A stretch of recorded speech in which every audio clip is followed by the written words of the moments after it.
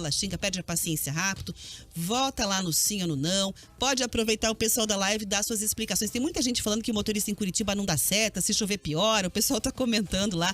Daqui a pouco a gente traz os registros dos ouvintes, tem participações também sobre esse assunto chegando no nosso WhatsApp, que é o 41984-18-1071. Então participa, comenta, enquanto isso a gente vai de entrevista.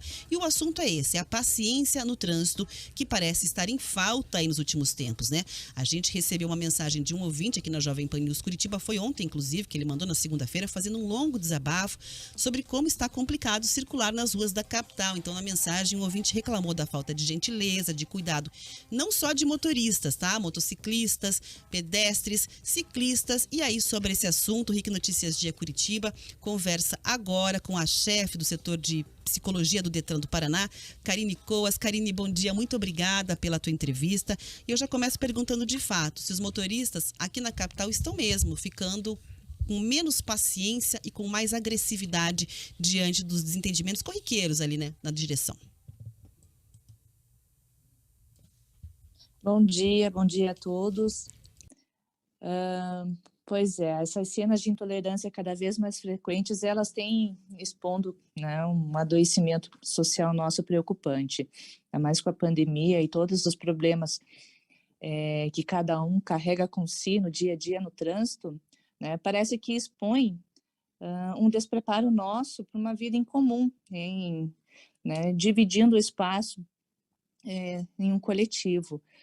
A gente vive uma realidade, ela marcada com muitas pressões, né? Na família, no trabalho, no nosso dia a dia, filas aqui e lá, contas para pagar. E o trânsito é um momento que a gente está ali dentro de um veículo, de alguma forma sentindo-se seguros, e acaba aparecendo essas intolerâncias como um sentimento de injustiça perante a sociedade ali como um todo, né, das rotinas suas do seu dia a dia. Quando a gente para pensar o que é uma intolerância em si, né, o conceito da palavra, a gente vê que é uma questão de uma falta de compreensão, né, sobre os equívocos alheios, uma pessoa que não perdoa, que não aceita erros, rígida, intransigente, inflexibilidade, né, em relação às questões alheias. Ou alguém mesmo que não tem uma habilidade para respeitar diferentes formas de agir. E o trânsito é isso, são N formas de agir, né? Pessoas com problemas de saúde mental diversos, né? Uma influência de um ambiente, de uma rua, chuva, comportamentos e personalidades diferentes também dentro desse contexto, né? E tem que se haver com tudo isso.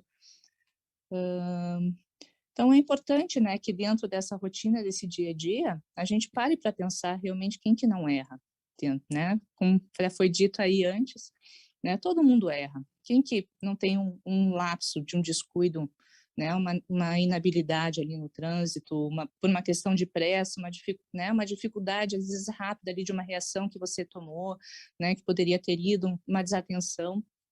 Todo mundo erra, ninguém é perfeito, né, nem dentro da nossa casa, com a gente ama, né, imagine fora, então, dentro desse contexto do trânsito, né.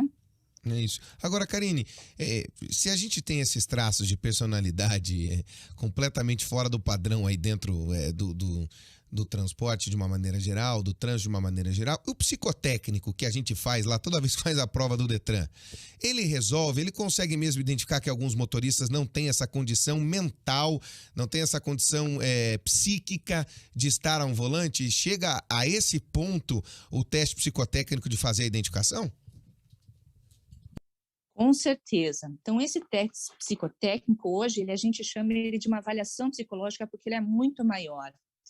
Então, além de aplicação de testes psicológicos que avaliam tanto o campo cognitivo das pessoas, né? Então, atenção, capacidade de raciocínio, de memória, né? Ele também avalia aspectos de personalidade e envolve também uma entrevista para conhecer melhor essa pessoa, né? A sua rotina, a sua história, para tentar entender melhor até os dados obtidos nos testes. Então, a gente consegue verificar dentro de um processo avaliativo né, para uma carteira de habilitação,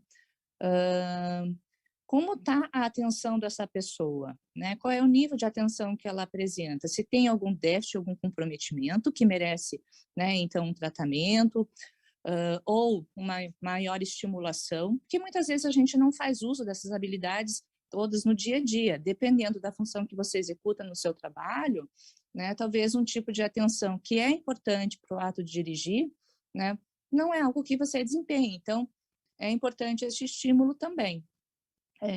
E nisso o psicólogo, ele observando tanto dessas questões cognitivas quanto da parte de personalidade, que avalia principalmente questões relacionadas à agressividade, à impulsividade e à ansiedade, né? Então, são todos fatores que comprometem com certeza um dirigir seguro, ele faz encaminhamentos visando a melhoria e adequação.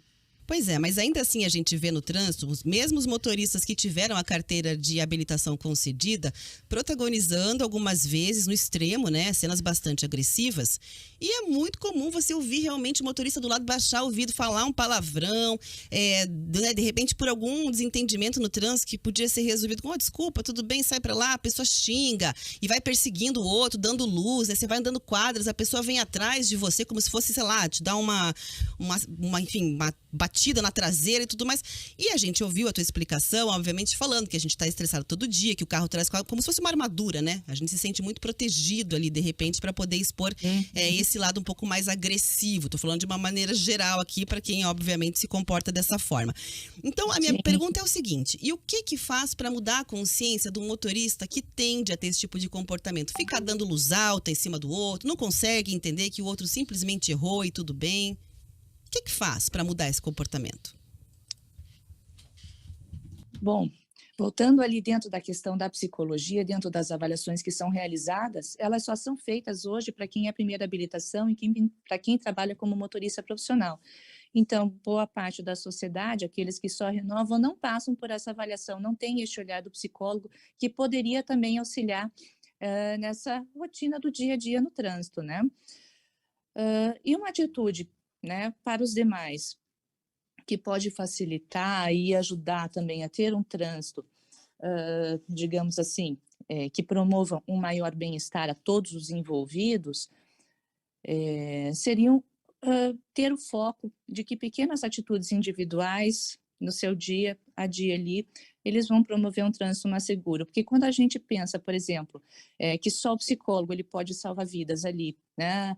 Só o bombeiro, um médico, um socorrista, né? E como se ele não se envolve, não estivesse envolvido dentro desse dom, dessa potencialidade também, se a gente se coloca como cada atitude do seu dia, né, de dar, né, ter um gesto de gentileza mesmo, né, ou mesmo questões de segurança, como o uso de cinto, respeitar as regras, né, não beber e dirigir, questões que influenciam também dentro da sua saúde mental e a saúde coletiva como um todo, vão estar compartilhando de uma forma muito mais assertiva, né, um trânsito melhor. Tá certo, muito obrigada. A gente ouviu a chefe do setor de psicologia do Detran, Karine Koza. Obrigada, Karine, um ótimo dia para você.